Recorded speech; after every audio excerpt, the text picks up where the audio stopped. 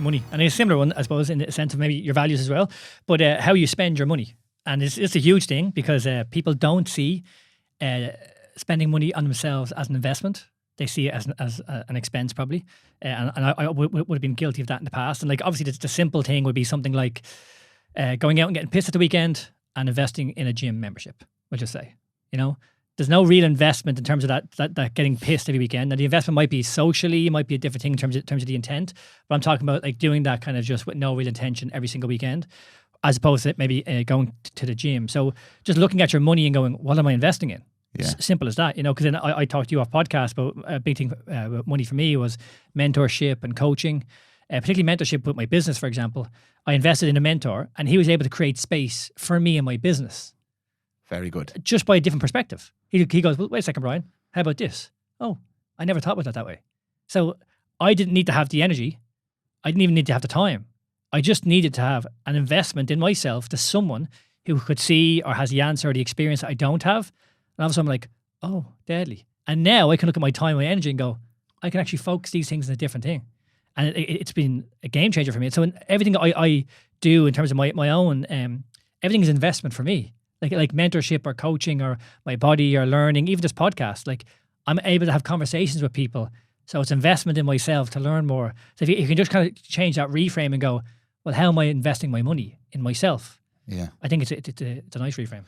Yeah, and it's nice to, like, money ties in nicely with energy and time as well, because money is just another form of exchange of energy. That's all it really is. If you break it right down, it's a form of, I've invested energy to earn this money and I can invest money to earn more energy.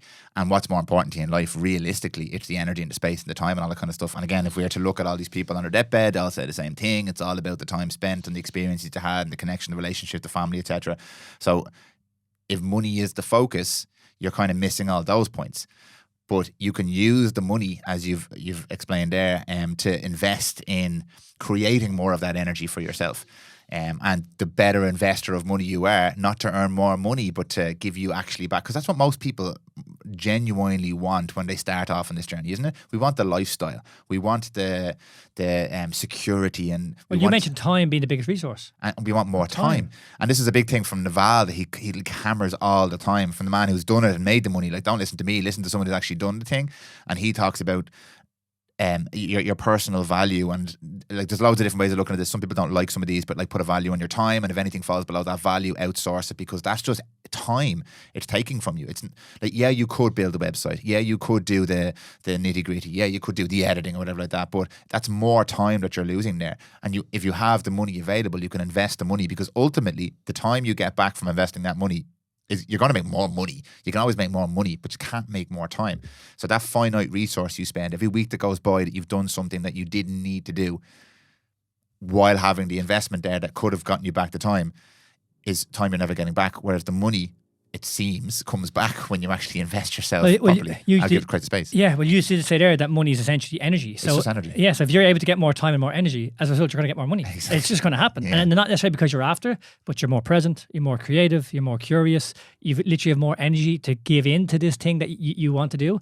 And then as a result, it's just easier to do. And it's actually, because you can shine more light on this, because you work with loads of people who have all the money. Oh yeah, more money than I ever have. Very successful people who have loads and loads of money, but they're coming back to you to try and figure out how to create more space and energy and presence with their family. It's a big one. You constantly mention to me a lot of these really successful people in the financial realm or the business realm. They come to you because they want more time with their money, or they want more purpose to their lives, or they want more sense of connection or relationship or value, and that's all that comes with this space, and you help teach them how to create the space. They have all the money, so they can invest the money to create the space. And then, according to the stories you're telling me, everything gets better for them. Like, their businesses improve even more, and then it becomes more about the value behind what they do, as opposed to just making more money or building a bigger business. There's a real reason there for that, and a sense of purpose, which, as we all know, is extremely important. So I just find the money thing so interesting, because like money scarcity can absolutely cripple. It can cripple you. It's like and people be familiar. Like, I'm holding my hand to my throat here. It's like the slow squeeze. Yeah. It's not, you're not getting choked out, but it's like every second of the day it's a slow squeeze, and you feel that just pressure on your chest and pressure on you.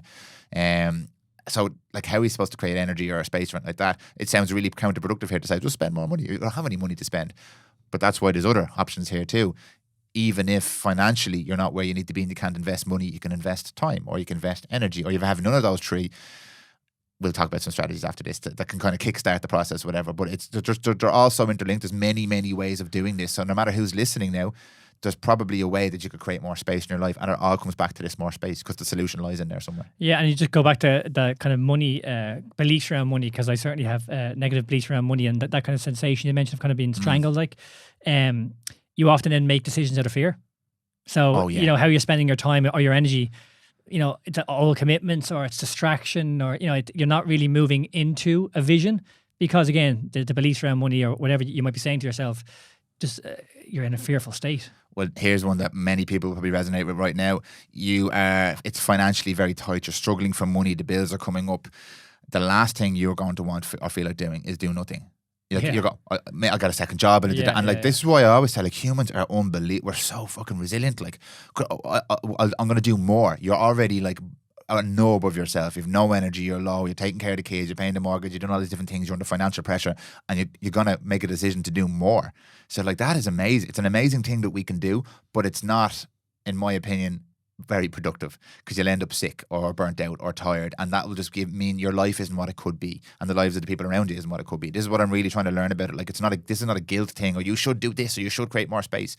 But that little kind of story I told there, many people will resonate with that. Like, they'll feel that, you'll feel that, I'll feel that. When you feel like that and you feel that pressure, you're like, I have to do more. Like, I'm going to drive at this and do more. And it's a very, very difficult thing to do, and you become very isolated, and it doesn't work out for a lot of people. It can. So the idea behind this conversation is, like, yes, this other option of maybe slowing down a little bit, creating a little bit more space, if possible, sounds like that's the last fucking thing I should be doing. Is nothing. I should be sitting down doing, like, thinking, no, I just need to go at this. But it's quite possibly, in a lot of situations, the best thing you could do.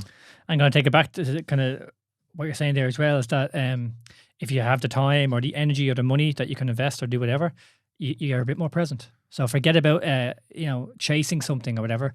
You're just more content. You're more at peace, because this thing that's outside of you or whatever isn't trying to run you. And again, like, we've all felt that presence. Yeah. And there's nothing like that presence, because it's just so much. Again, go back to that analogy of the river. Life flows as opposed to the resistance. And then whatever the hell can come about that, it's just so much fucking easier.